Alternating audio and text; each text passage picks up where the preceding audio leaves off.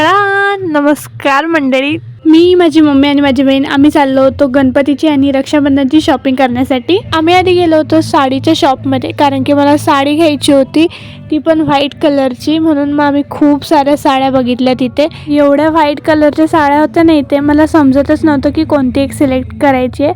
मला एक आवडली होती, पण मग त्यानंतर मला अजून एक दुसरी साडी आवडली आणि माझी बहीण इथे येऊन फोनमध्ये बिझी होती.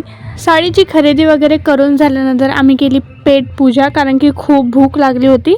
पेटू फुल असल्यावर शॉपिंग करायला अजून खूप मजा येते. साडीची शॉपिंग करून झाली होती, मग आम्ही गणपतीची शॉपिंग करायला आलेलो होतो. डेकोरेशन हवं होतं आम्हाला गणपतीसाठी. इथे खूप सारे डेकोरेशन होते. फायनली एक सिलेक्ट झालं.